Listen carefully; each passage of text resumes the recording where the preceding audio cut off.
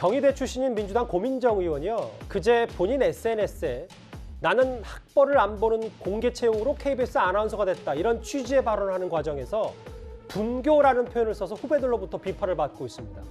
경희대 국제캠퍼스 총학생회가요.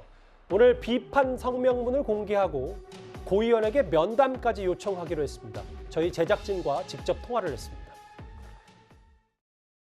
지금 이제 저희 고민정 의원실과 전화 통화를 통해서 이제 면담을 요청한 바 있고요. 일정 조율 후에 알려주신다고 하셨는데 별도의 연락이 없으셔서 학생사회 여론을 긴급히 전달하고자 저희가 먼저 향하게 되었습니다. 지금 저희 계획으로는 일단 국회 고민정 의원실을 항의 방문할 예정입니다.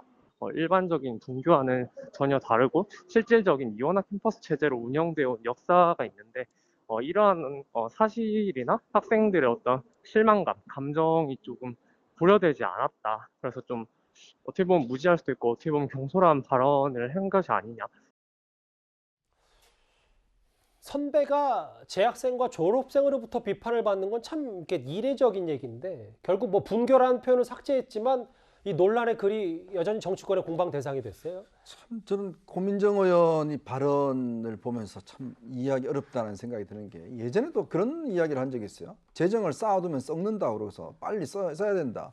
이런 이야기를 국회에서 한 적이 제가 참 이게 참 황당한 이야기다라는 아마 제가 논평을 한 바 있는데요.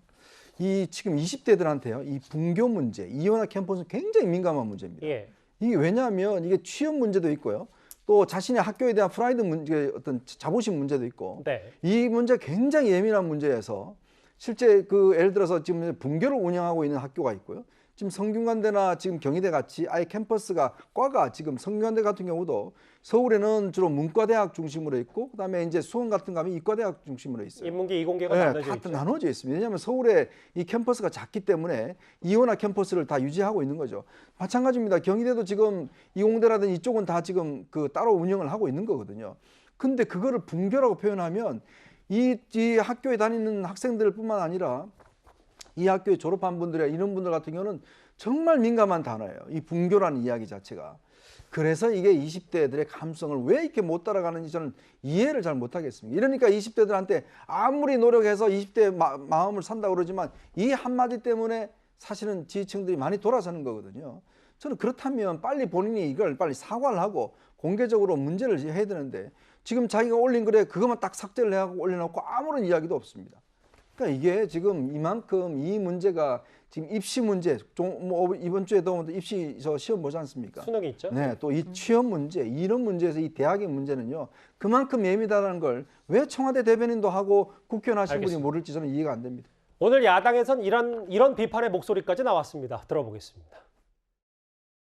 블라인드 채용법 발의를 예고하면서 자신의 모교인 경희대학교 선후배들의 공분을 사는 실언을 해 또다시 구설수에 올랐습니다. 고민정 의원은 자신을 가리켜 경희대학교 수원 캠퍼스를 졸업했지만 블라인드 채용 제도 덕분에 이 자리까지 오게 되었다며 모교를 분교로 표현했습니다. 20대 초반 대학 시절을 함께한 자신의 모교를 자랑스러워하지는 못할 망정 왜 스스로 자신이 졸업한 학교를 마치 일종의 컴플렉스였다는 듯이 얘기해 누군가의 마음에 상처를 주는 것입니까? 동문들에 대한 배려가 없었던 실언입니다. 경희대 총학생회 메시지 가운데는 후배들은 고민정 의원님이 부끄럽다.